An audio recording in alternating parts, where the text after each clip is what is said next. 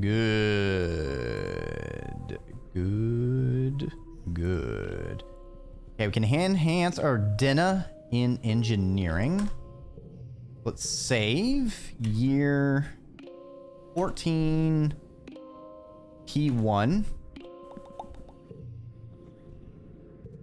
Means it's a new month, so I can give them more stuff. Give you herb. Give you egg. Alright, we only have one cake to give Cal as far as stress juggling, but I think that's fine. I think that's gonna be fine. If you... Wait a minute, no. She has a birthday this month. We need to give it to her birthday. I don't want to give anything to him because I need to use him for stress malice. What's her dad want to talk about? Stay inside. Not good. Ooh, right. We can get some organizing up. Nice. Oh, we're so close to the next organizing perk.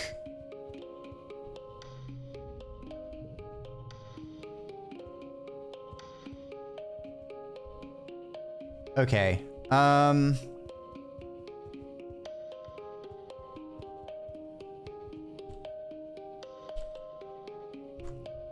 Save. So what's the engineering? Tinker was our dinner. Of course I want to. All right, so we can get eagle eyes, extra fingers, absorbent brain, super finger. What does extra fingers do? +1 skill on social challenge win.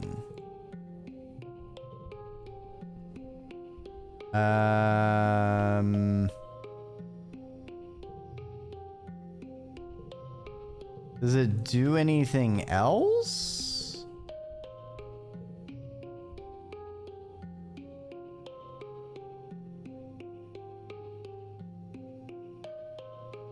You're a polydactyl? Oh, because we have our extra fingers. Hold on. Let me...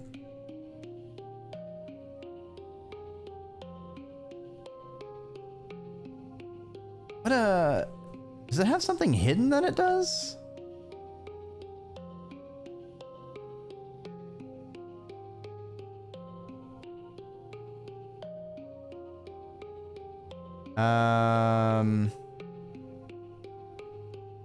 Not what I meant to look at. It's not what I meant to look at. I swear I had a page open as far as starting options. Right. +1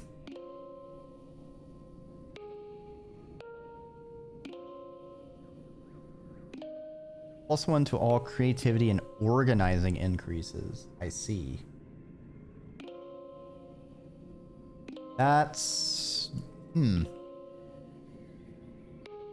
I don't know if that applies to us getting it now, or if doing the thing... I don't know. We'll see. We'll see what happens. I do need to we don't need... We'll hold on to our money for now. I think the play is that we tutor and just get that reasoning skyrocketing. Oh, but the organization. Now we'll get organization later. But I could get engineering actually. That'll give us reasoning and engineering. Nope, I have another thing. I'll do that. So tutor. You're helping an enemy with her math assignment. Ugh. An enemy groans, rubbing her hands down her face. I hate this. I don't want to do any more math. Other kids like you get to choose what they do all day now. I'm stuck here learning stupid linear algebra. It's linear algebra, but you don't correct her. I'm only here because my mom told me to take more math and science classes. She grumbles. She says if I want to do anything except play sports ball all day, I need to know stuff. She smirks. Joke's on her. I only want to play sports ball. Paying attention. You're right, math is dumb. Well, let me help you anyway. Nenemi sticks her bottom lip out and looks away, crossing her arms. Fine, she says. But only because it's you, not because my mom told me to. A few hours pass. You're not sure if an enemy is any better at algebra, but at least you've earned your kudos. Ugh, excuse me.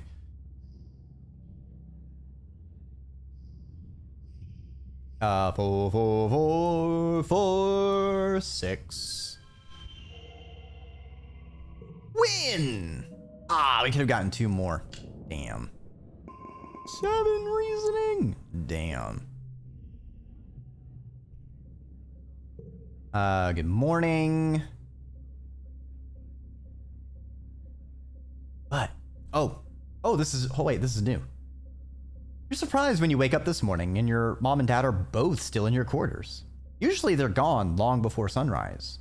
Pull back the curtain and they look over at you with big smiles. Solana, your mom says, cradling a mug of blep tea in her hands as your dad rubs her feet. Good morning. Good morning?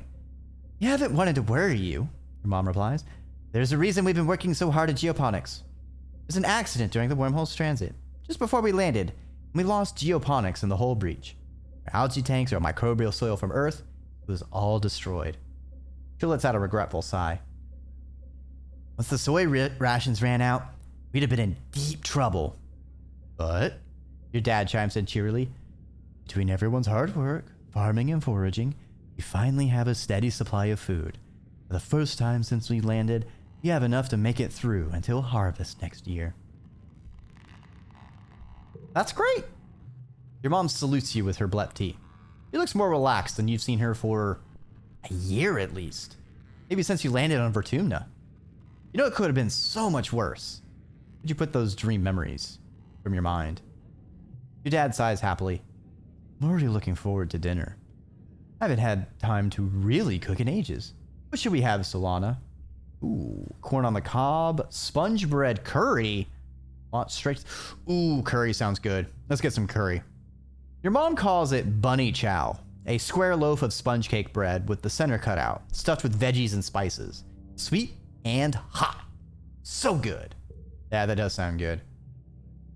You and your parents cook a private meal in your kitchenette. Your dad does most of the work, but you help. When you sit down for a quiet family dinner, you realize this is the first time you've done this in... can't even remember how long. You talk about your day in the most mundane way possible. So pleasantly normal. You and your parents stuff yourselves silly. Talk about the things you'll be able to do together now that you can relax and take more breaks from work. Every bite is heaven. Made even better by knowing that you had a real impact on the colony's future. Fuck yeah. Alright, so I think that means we basically avoided the famine. Not what I meant to look at. Notice board. Colony food supplies, 200%. We are good. Maybe even too good. Alright, we still have enlightened. We're gonna do more tutoring. Call us the English Royals, because we are tutors. Should have known better, Tangent. You hear as you walk past the laboratory. Curious, you listen into the door. Chief Engineer Instant sighs. I know you meant well, but your presumption has cost us 3 months of work. You can't simply look at an experiment and change the parameters to your liking. Getting results is not the same as doing good science. Your findings, however scientifically interesting, are useless without sound methodological underpinnings.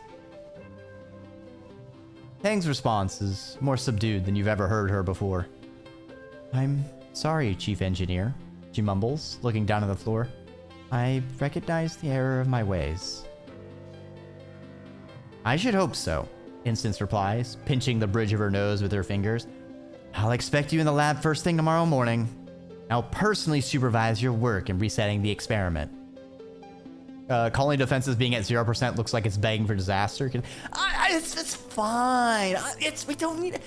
It's not like we get attacked every single year or something, right? Like defenses. The best defense is a full farm field. That's what everybody says. I haven't checked. I'm just kind of assuming that, but I'm sure it's okay.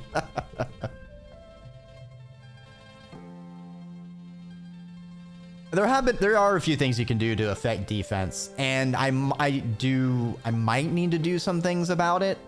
I don't think it's as catastrophic, but that might be just what I get for thinking. We'll see.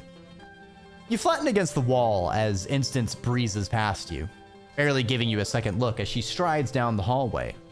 You poke your head inside the laboratory where Tang scowls and wipes her eyes. What do you want? Tang nods. You're right. The first experiment was plagued by inefficiencies, she says, pushing herself off the lab bench. That's why I changed it in the first place. In the new experiment, I can eliminate those inefficiencies from the start. Thank you, Solana. It had saved me 3 months of work. Using the data was my fault, Tang continues. I wanted to prove I'm not the little kid from biology class, that I'm ready to work hard and really make great discoveries. Dr. Instance has always been there for me. I was a kid, and now. With my mother gone, she's the only adult in this colony who sees what I could become, she says. She believes that I could be better than what I am. It's always been that way. I just really want to impress her. Who will? Card becomes mental. 5, 5, 5, 6, 4. Oh, another 5. Never mind. Baby, give me that reasoning.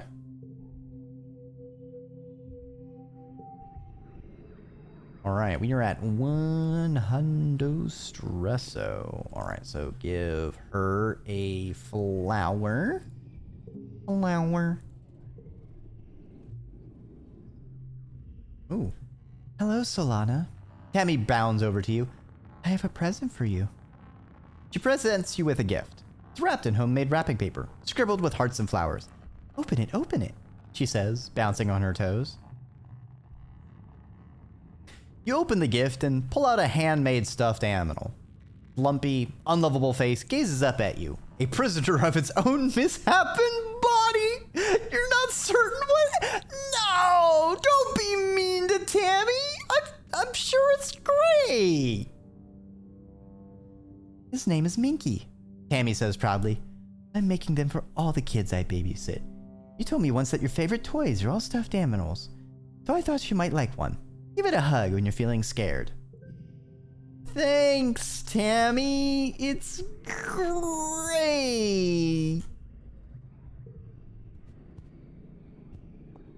Okay. We can give him cake. And then we go over here and... Well... Shoot. Our buff ran out. That's unfortunate. It's gonna be a while before we max anything else out, though. Do I want reasoning or organization? That is the question. Organization's much more important. Actually, do we need to do something in xenobotany? Let's check. Year 14, Pollen 3. We still need to solve the shimmer, so research in xenobotany.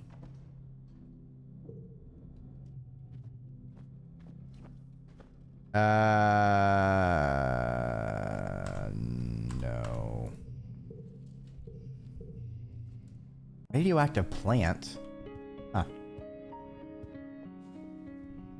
Okay, what if I do study engineering? No.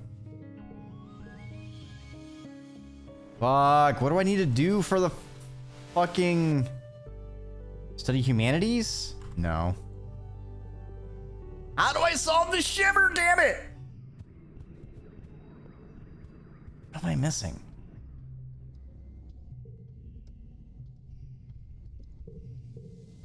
What am I fucking missing?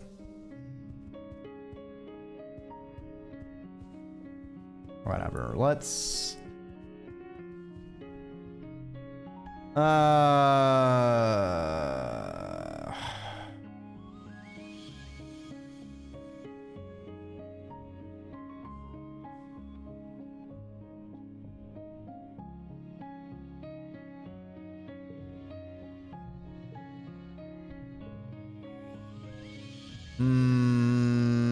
Oh no, we get a whole bunch of stress.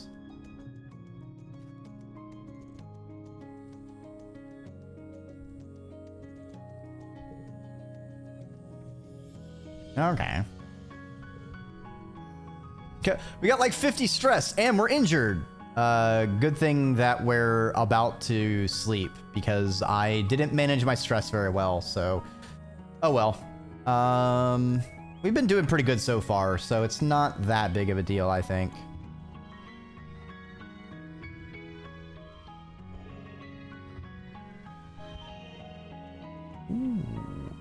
We want to equal we want exactly 33. Yes! Give me them kudos, baby.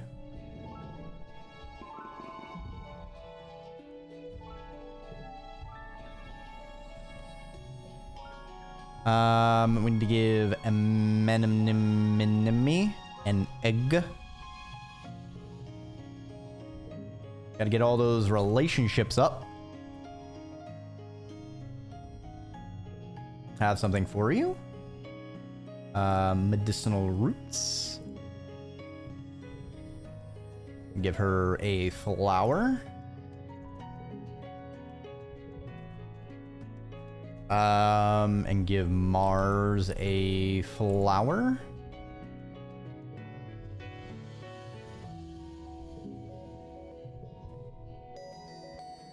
And give Cal a fruit. Food! Yes, Cal, it is food. You can eat it. Nom nom nom nom nom nom. Dice! Dice! Where are you, my good friend? I have herbs for you.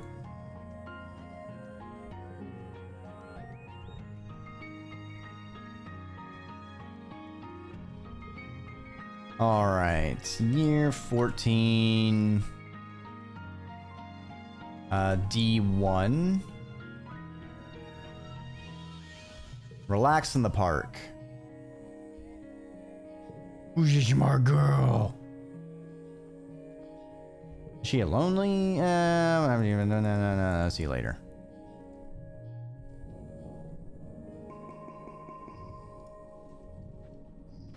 Dream people. Okay, Vertumnalia. You have a lot to be thankful for. As you file into the main square, you see the feast table laden with literal fruits of your labors. Great big piles of foraged food compete for table space with tureens overflowing with potatoes and corn, all steaming and gorgeous in the high dust sunlight. That's a lot of hard work, but you can be proud. You did this. You helped. Utica takes her place on the stage. My, she says, her voice soft and paper-thin through the maxophoner. We've come to another Vertumnalia already. She spreads her thin arms in welcome. Let us enjoy our blessings together. The colony applauds, and Utica bows her head in thanks. All right, time for another science fair. Tang has reworked her project from last year. You remember it. Something terribly complicated about cell differentiation in Vertumnan species. Plant, animal, fungus alike. She melted down when Dr. Instance pressed her on something. This year, she's all business. Back and better than ever. She's not only corrected her error, but added a ton more complexity and depth to her analysis. Instance listens intently and congratulates her on a marvelous comeback. For her project, Tammy explains the science of baking and how humidity here affects making bread. Bad science. She doesn't actually explain how, just that it does. But it involves free samples for the judges. She explains her creative substitutions. It's clear she was doing some science, just not what she said she was doing. Half marks for scientific process. You're up next. All right.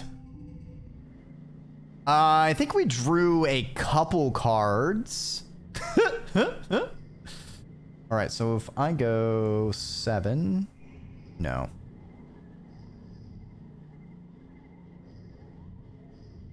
Do +2 to last card. +2 to neighboring cards, and then this 4. Okay, then we go 7, 6, 5, 4, that'd be 31, and we'll take the 33. Value is wild. Matches all pairs or straights. Okay.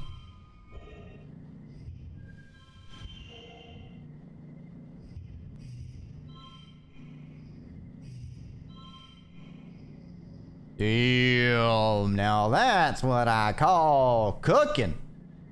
Wait, when it... Oh, kudos equals the goal. Oops. We need to get exactly 14. Dang it, Dreki. No. 4? I need 14. If I do... Fuck. It's 13. 11.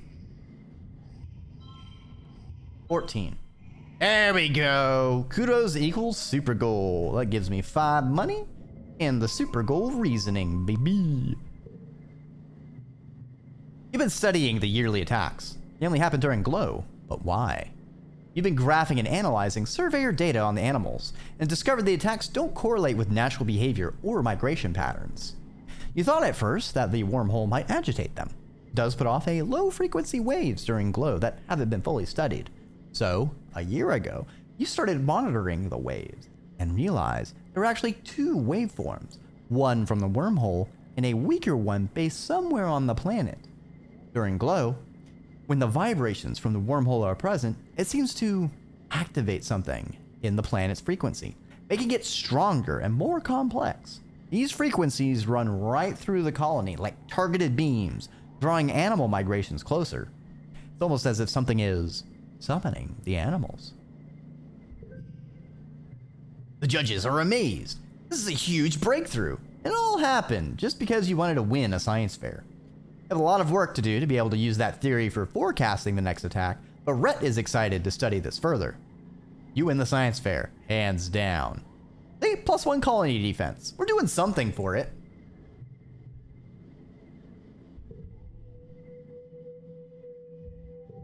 All right. Dust 2. Year 14, Dust 2. All right, so we want to get a whole bunch of money. Let's check Xenobotany real quick.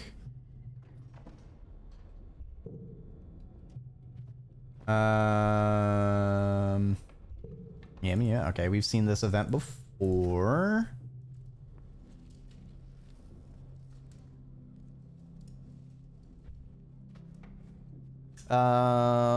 Let's help her advance her theory. Of course. Ooh, kudos. Alright, we get plenty of kudos. +2 for each other gem on cards. +2 to the card to the right. If I do this.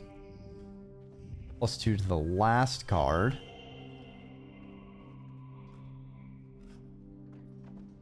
Interesting.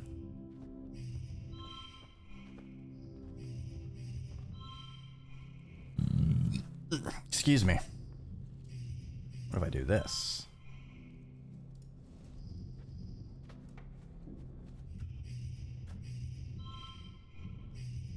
Alright, it's 37.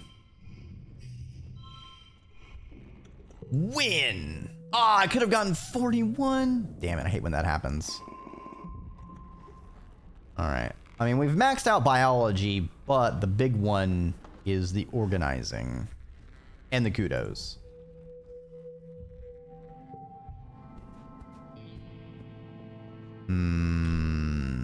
Something with tangent. Hey, tangent, what's up? Join in and yawn, too. Okay, so nothing going up. Better someplace to take a nap.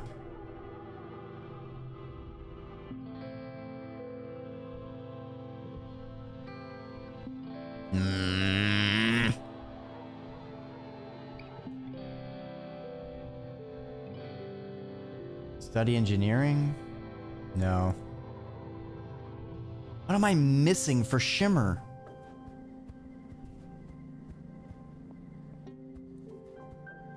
Oh.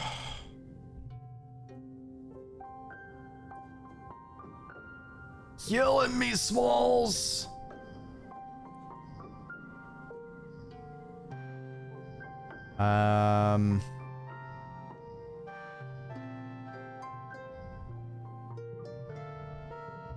Get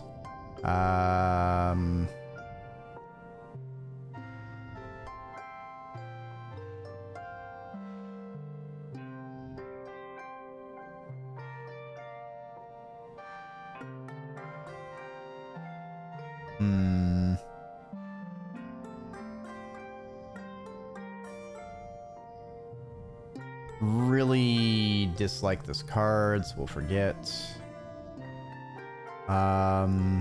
We will forget. Bit of deck thinning.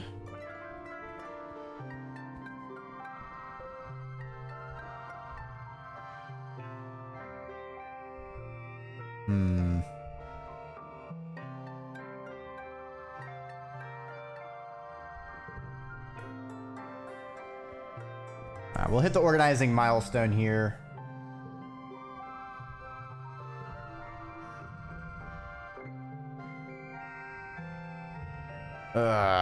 Value is wild. Great.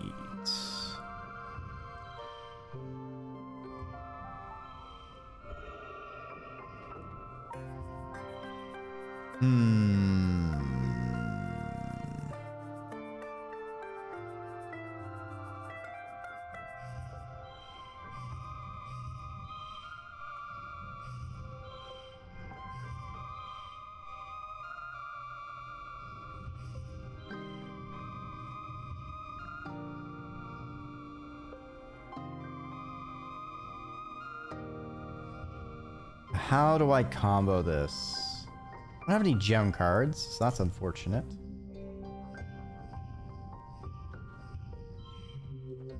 I mean, that's 31. That's 29. 31.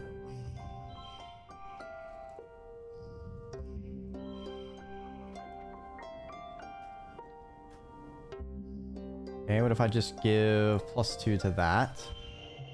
Yeah! Super goal, baby! Oh, I could have gotten it without that. I see. Alright, late dust. Early wet. New perk. Draw an extra card. Nice. Always good to have an extra card.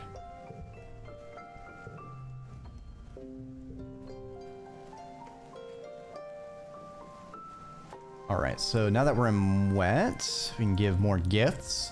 Go ahead and get our relationship up with Mars. And then we can go down to Cal. We'll give him some fruit. Tammy will get a flower.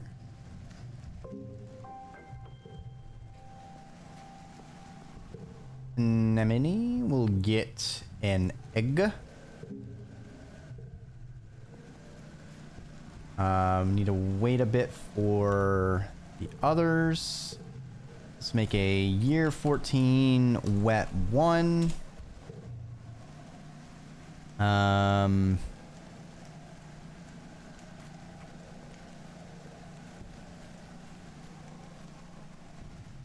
Will anything happen if we go to botany again? No, that's just the blep stuff.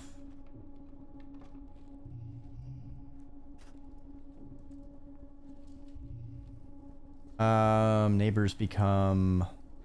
Ooh. Oh, tangent. Sure, have the last of it. +2 to pairs. Okie dokie. Alright, we got 6. 4. 4, 5, 6. 7.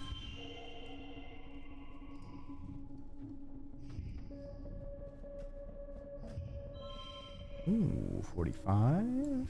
42. 35. Damn, could have gotten to 47. I see, I see.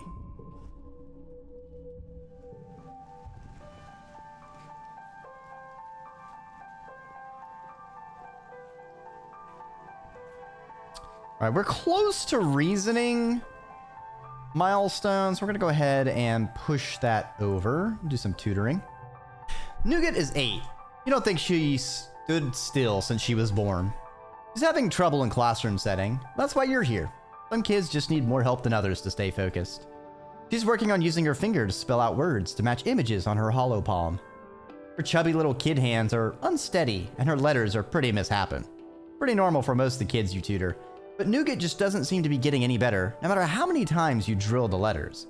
Feels like you have to tell her the same things over and over, because she says okay, but just keeps making the same mistake. I've never seen an elephant, Nougat says, jabbing her finger at the hologram. Or a lion. Did you see a lion, Sulana? You've never seen any Earth animals, except for on holovids. Like Nougat, you were born on a spaceship already hurtling away from Earth. Never even seen a dog, despite learning all about them in class when you were a kid. Nougat has trouble with imaginary concepts like elephants and hollow screens. Makes it hard to keep her attention. Let's change it to Vertumnan animals. Earth animals? When is Nougat ever gonna need to know how to spell the words for Earth animals? Just cause it's the way you learn doesn't mean it's the only way. You pull up your encyclopedia of Vertumnan wildlife. Nougat perks up. She loves learning about real-life animals. It's a lot easier to motivate Nougat when it's about a subject she cares about.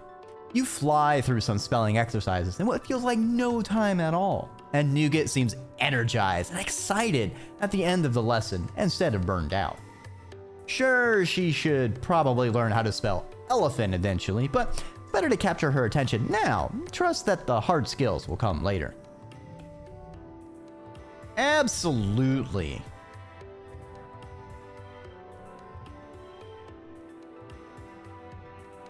Seven.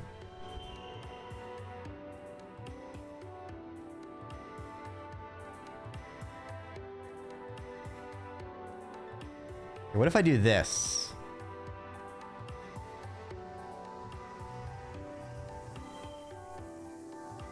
All right, that's 33 versus 34.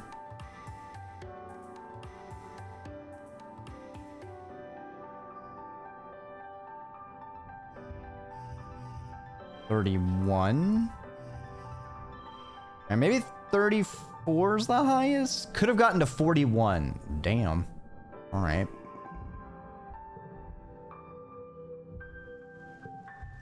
Ah, oh, come on. One short. All right. What is our planetary defense at? Should be at like 10%. Yeah. I'm gonna we need another save. Year 14, wet 3. Might need to reload. We're going to keep tutoring so we can get stuff. You're headed off on lunch break when you see Mars and Tang sitting together in the engineering break room. Tang is eating a sandwich while also scrolling her hollow palm with it, and Mars is half collapsed on the table, barely holding her head up on her hand as she pouts at Tang. Come on, she whines. You said you were going to hang out after lunch. Aren't you done eating yet? Tang takes a slow, deliberate bite of her sandwich and chews while making eye contact with Mars. It goes from a funny to awkward to hilarious as Mars's face falls. She puts her head on the table and groans. Proper mastication is important for digestive health, Tang answers primly, a smile curling at the corner of her mouth. You can masticate in private, Mars mutters. What are you reading? How is it more important than me, your best and only friend on the planet? Do something for work, Tang answers. It's really interesting. And no Dr. Instance was so well published, even though she was only 25 when the Strato left Earth. She was practically a prodigy, like me. She looks at her hollow screen again. Absolutely fascinating. We're so lucky to have such an accomplished researcher here on Vertumna. You take a seat at the table and sneak a look at Tang's screen. Catch a few words. Recombination, tissue tropism, RNA, protein sheets, intrinsic immunity. Maybe something to do with viruses? From the pictures, possibly also fungi? Without further examination, it's hard to tell. Tang notices you looking and shuts off her hollow palm, shooting you a cool look. Is it something to do with shimmer sickness? Mars wonders out loud. No, it's about macrophages. Tang looks startled, but pleased. She turns her hollow palm back on and tilts it so you can read along. It's dense, but interesting, and definitely about viruses that affect fungi. I didn't know you were interested in Instance's older work as well, Solana, Tang says. Perhaps we could work together to parse the next section. It's particularly challenging.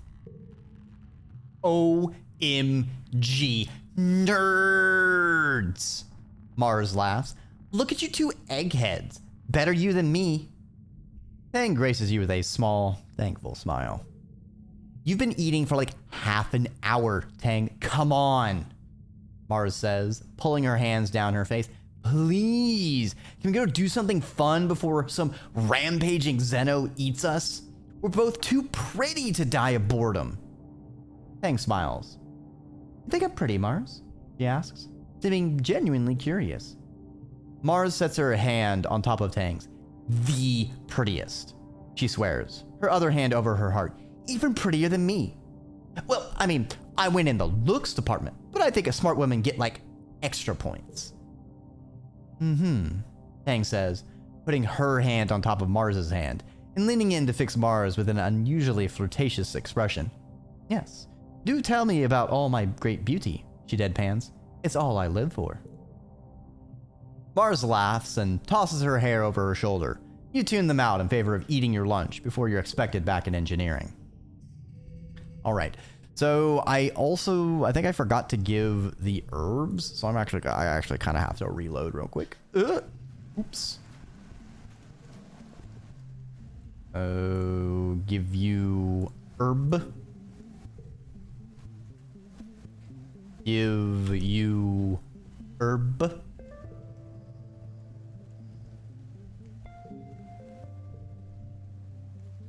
Oh, we got some with dice. Or we used to sneak out. Like exploring? That's not so bad when it's just us. No! I got rid of the card! Damn. Alright. River Tank Shoulder. I want to learn about macrophages. Alright. Alright, nice to get the Howl's Gratitude. And we go 5, 3?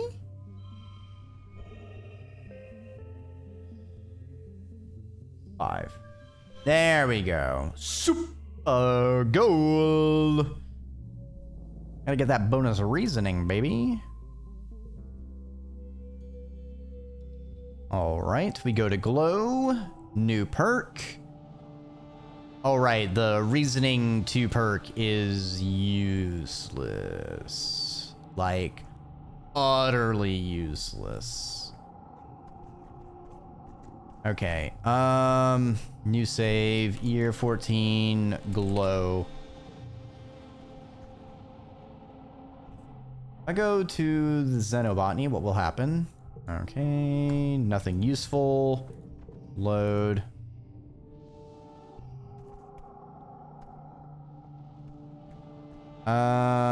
What if I work in tutoring? Nothing useful.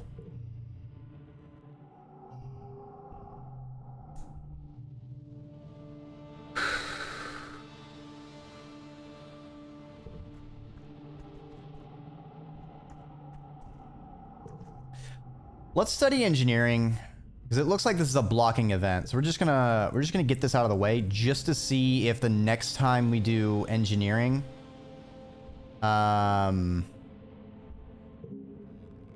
it is actually helpful.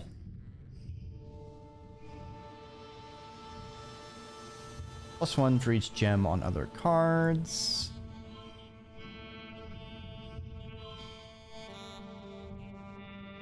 Card to the right becomes 5. All right, I can work with that. Super gold, baby. Ah, close.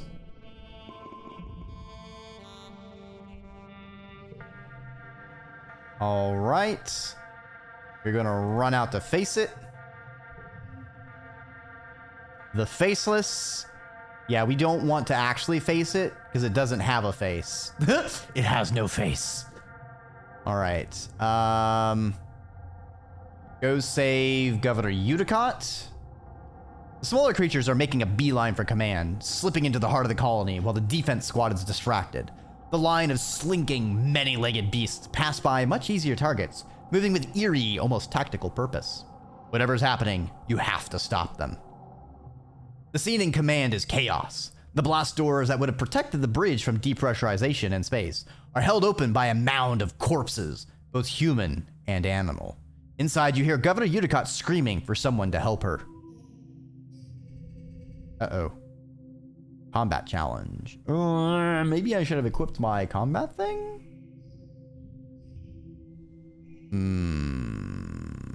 +2 to straights. Alright, so I could do this. Go 3, 4, 5, 6. Ooh, we are knocking this out of the park, baby. 6, 3, 4, 5, 6. 6? Alright, so that's a 47.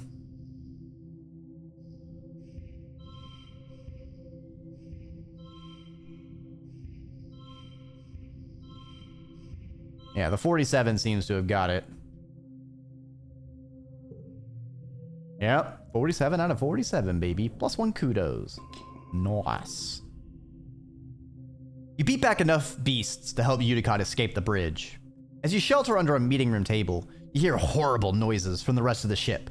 Metal screeching, that terrible abomination roaring, the sounds of the creatures outside tearing their way through the hallways and thrashing everything. Suddenly, the ship lurches and drops a few feet, buckling under the weight of something massive. Out the porthole window, you see a fleshy pink tentacle slap against the side of the ship before the faceless abomination outside crashes to the ground, taking an entire outer wall of the ship with it. Udicott sobs silently into her hands at the sudden silence. You wait a long time until congruence gives you the all clear. The council calls an all-colony meeting to face the aftermath of the attack. In the oppressive gloom of glow, you gather near engineering with the other survivors, one of the few buildings still standing. The corpse of the Faceless still sits in the caved-in wreckage of the Stratospheric, spilling its flaccid pink tentacles from its horrible zipper-toothed maw. It's already beginning to stink. At least the governor survived. Governor Utica takes the stage and thanks you personally for rescuing her during the attack. Because of your bravery, the colony still has its leader. She also acknowledges the bravery of the defense squad, citing their heroism in finally taking down the Faceless. If only it hadn't gotten away from them and stampeded right into the stratospheric. At least they've stopped it before it got into engineering, as it would have activated the reactor and left a crater the size of an asteroid impact. Geoponics is gone, the greenhouses destroyed and fields trampled.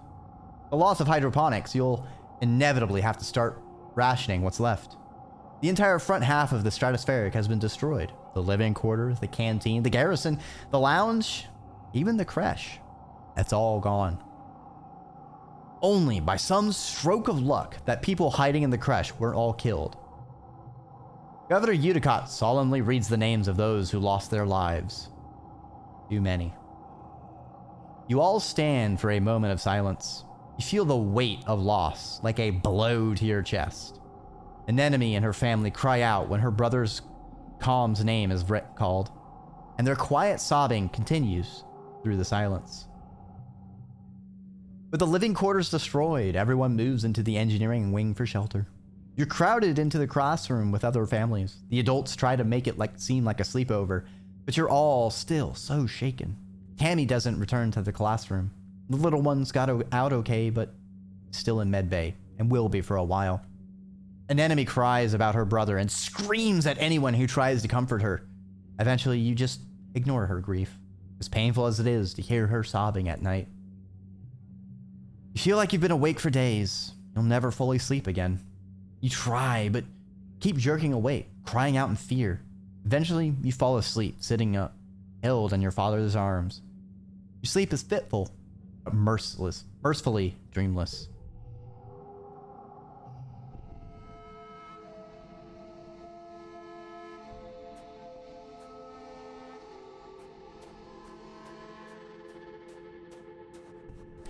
Oof.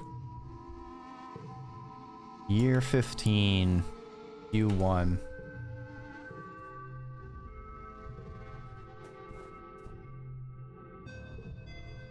Alright, so I don't think there's anything. It's like, you can't gift anything. All we can do is rebuild, I think.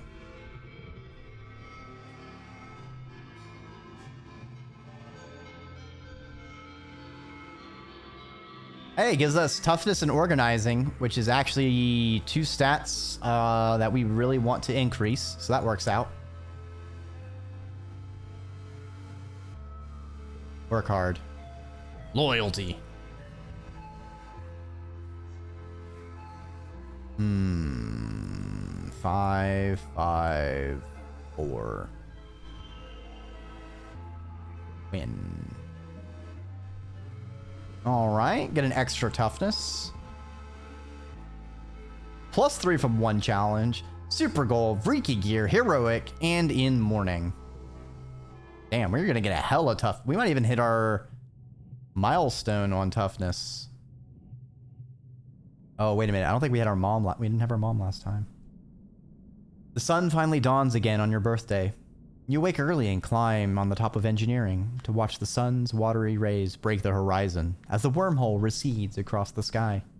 Dawn should represent hope after a long period of darkness, but this light only reveals the full extent of the damage to the colony. You've been having trouble sleeping, like most people. Hard to find rest, crammed into the classroom with all the other kids and their families. Every time you close your eyes, you see... Shake your head to clear the memories. Is there anything you could have done? Or is the colony destined to be destroyed, no matter what you do? You pull your blanket more tightly around your shoulders. Not your blanket, that one's gone. And stare out as the sun rises on the horizon, meager, sickly. Hey, kiddo. You here? Then your mom comes and sits down beside you. Thought I'd find you here. You both sit in silence for a while, watching the sunrise pick out all the broken glass littering the fields, glimmering like a field of stars. After a few minutes, your mom nudges you with her elbow. So, she says, your first apocalypse, huh? She huffs, smiling self-deprecatingly. First one's always the hardest, she sighs. When the first colony was attacked back on Earth, I thought that was it. Everything my parents told me about. Our community, all that. Thought they were full of shit, too. She turns and gives you a serious look. It's okay to be sad right now. And mad, too. I'm mad as all hell. I want to get out there and rip every goddamn mushroom out of the ground. That's what's keeping me going for now. But it's not going to be forever, Solana, she continues. Eventually, that sadness and rage is going to cool. You just have to figure out how to feel after that. She points to your chest. Hope lives here, she says. It's the human condition. We don't know when to give up. Your mom squints out into the sunrise. I had to figure out how to have hope too. I needed it to get on a busted up spaceship with your dad and launch myself through a wormhole. Hope is why we had you. She smiles. Things work out in unusual ways, Solana. Just takes time. You watch the sunrise together for a few more minutes. After a bit, your mom pulls out a little box tied with a piece of gardening twine. From your father and I, she says. Happy birthday, kiddo. You know what it is before you open it. Your old medallion, the one your dad made with the sun on it to represent Earth, was broken during the attack. In all the chaos, you didn't even notice. Your parents did, and made you a new one. Just like you remembered. A similar design, with a wormhole this time, to represent Vertumna. You thank her, and squint out at the swirling wormhole, barely visible in the brightening sky. It's so massive and awe-inspiring this time of year. It always seems to herald disaster. You're happy to watch it fade away into the daylight. Your mom lets out a dark chuckle and slaps you on the back. What a birthday. Here's to another one, right? You head back downstairs to the wreckage of the canteen, where they put up temporary roofing and whatever tarps and scraps could be found. The colony nanoprinters, the few that still run, have been working day and night to replace the necessities of life. But larger construction projects are going to take some time. Aunt Anne has coaxed the kitchen nanoprinters into making soy gruel and pressed bars. Life-sustaining, but depressing. You and the other colonists eat your breakfast in stony silence as you mentally prepare for the day. Governor Uticott looks more frail than you've ever seen her, but her eyes remain determined. Last week, they held a mass funeral for everyone who died. There's talk of turning the Stratospheric's destroyed front half into a memorial shrine after everything useful has been salvaged. There's still so much to do.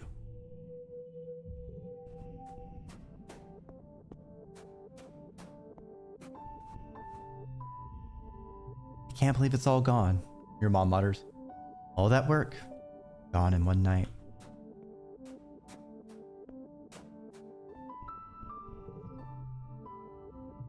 Well, might as well as rebuild.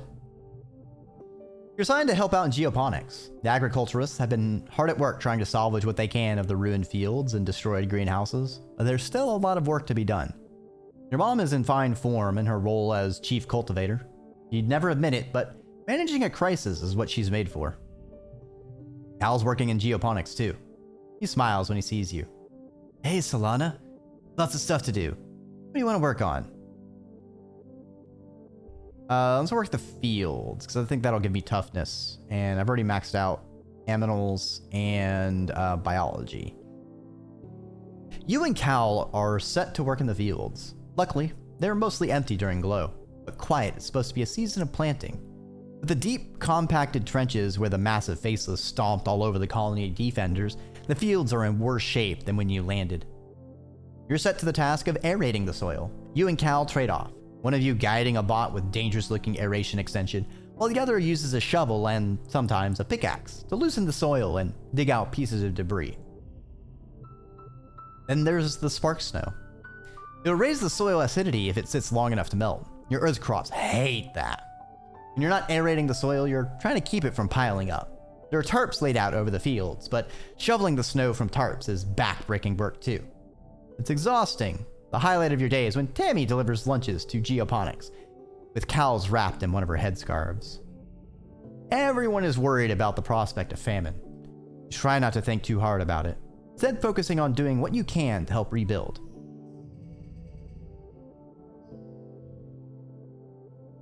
Okay, radioactive plant. It's a radioactive plant, and it's a radioactive plant. Radioactive, radioactive, radioactive plant. Alright, so that gets us 38. Can we do better? Like this. That's also 38. I see. That's 34.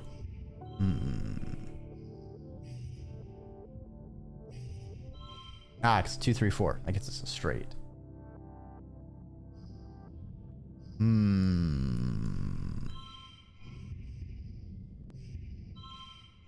35. Nah, I think 38's probably our highest. Could have gotten 40? Damn it. Oh well. You're eating in the mess tents when you hear something rumbling. Your bowl and cutlery start rattling. People look around in alarm. Could it be another attack so soon? You begin to hear shouting from outside. Someone runs into the tent. There's something falling from the sky, they shout. It's on fire!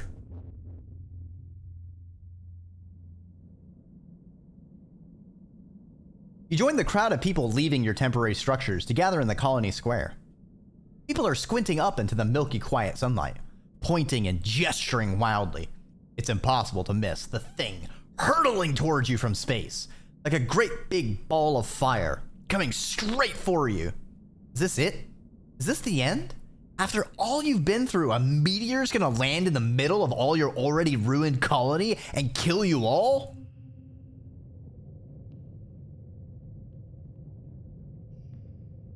Mars grabs your shoulder. It's another ship, she exclaims. Look, it's another spaceship from Earth. Excitement ripples through the crowd. Crowd. Could it be? You stare up, unbelievingly, at the rapidly approaching ship. The flames of its entry in the atmosphere dissipate, but a thick column of greasy black smoke trails behind it. Soon you can hear the whistle of it ripping through the atmosphere at terminal velocity. It's not a controlled descent. It's an enormous ship, coming at you way too fast. The ship's reverse thrusters fire, trying to slow it down so it doesn't smash into a billion pieces when it hits the planet. Everyone scatters to take cover. You crouch behind some rocks, throw your arms over your head, and squeeze your eyes shut. You hear the massive spaceship touch down in geoponics, plowing through the fields and grinding over what was left of the greenhouses. You're thrown to the ground from the force of the impact as shrapnel and small rocks zing past your head. It grinds along like some roaring monster, cutting a great scar through the colony and kicking up an enormous cloud of dust. Finally, the ship comes to a creaking, shuddering halt. You and the other colonists carefully crawl out of your hiding places, coughing and rubbing your eyes. The new ship is half buried and obscured by dust, but you can tell it's from Earth. You squint to make out the stenciled letters. Heliopause. A hatch opens in its side, and silhouettes begin to emerge. Silhouettes with guns. Soldiers march out of the dust and quickly surround all of the remaining colonists. More soldiers form two parallel lines from the ship to the square, their guns in parade rest, and a lone figure strides down the center towards you. I've been waiting for this chat. The whole entire reason I wanted to do a second run. Well, not the only reason. We had a lot of mistakes, but King Chucklefuck McGee themselves did not give me an opportunity to smack him down. And I'm ready for round 2. Greetings, fugitives of Earth, the man says, spreading his hands wide. A dismayed murmur ripples through the crowd. The adults exchange significant looks.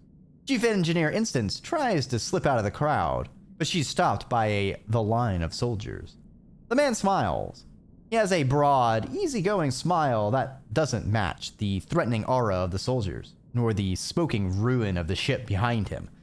I am Commander Lum, he says proudly. As captain of the Heliopause, I have come to render aid and bring you justice. Unicott steps forward out of the crowd. You're not the commander of the Heliopause, she says firmly. Where's the person I was speaking to? Commander Morikawa. Everyone is surprised. Unicott has been in communication with this ship? For how long? I am the captain of the Heliopause, Lum repeats stubbornly, then adds, according to the chain of command, we sustained significant loss of personnel when we went through the wormhole. You can't help but notice many of the soldiers exchange looks this time. You wonder how many people had to die before Lum became commander. As the commanding officer, Lum continues, I declare this colony to be under our protection. As such, you are all now subjects to the laws of Earth. To be quite blunt, young man, it appears you need us as much as we need you. Unicott replies primly. The VTuber colony, such as it is, offers our hospitality to the guests from Earth. Lum opens his mouth, but Unicott cuts him off. Now, there's no need for posturing. Whatever the purpose of your mission here, you'll soon learn that on this side of the wormhole, we're all human. Right now, we need each other more than we need mandates from Earth. Unicott turns to the assembled colonists. Effective immediately, I'll be stepping down as governor and turning leadership to the council to Lum of the Heliopause, she says. She smiles genially at him. I hope that will satisfy your craving for justice, at least while we get our feet under us. Judging from the number of guns on display, you don't think you have a choice in this. It's a good thing this colony is in such pathetic shape right now, your mom mutters under her breath. If they thought we were a threat, they'd probably just shot us. Dad squeezes your shoulders and tells her to be quiet. No one knows how to react. A new governor from Earth? Nearly 100 new colonists, most of them trained soldiers? What does this mean for the colony? The crowd disperses slowly, and the council members follow Lum back to the Heliopause, presumably to talk about the future of the colony. You hope. You track down your friends. So, what do you think of these new people? Mars asks. I'm excited to make new friends. I'm going to have these Helios eating out of my hands in no time, Mars smirks. The entire colony, now twice as many of you, sets to work on salvaging the wreckage of the Heliopause, tearing it down and combining it with the Stratospheric's remaining single engine. Spirits are high, though these colonists are from Heliopause aren't like any people you've ever met before. With their uniforms and weapons, they're more like an invading force than a rescue. You aren't sure what this means for the colony, or for your future. Dun dun dun! Oh, that piano refrain! Every time hits me in the feels.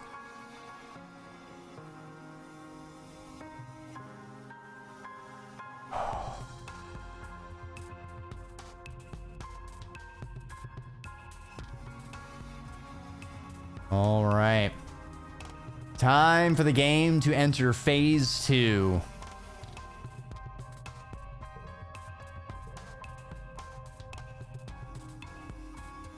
Rush outside and greet the day.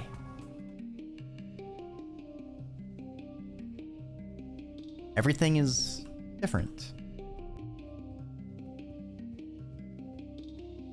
All right, we've got events. We've got so many events. We've got so many things we need to do. Oh, and I love the didgeridoo. Phase 2 is really great. We're gonna save.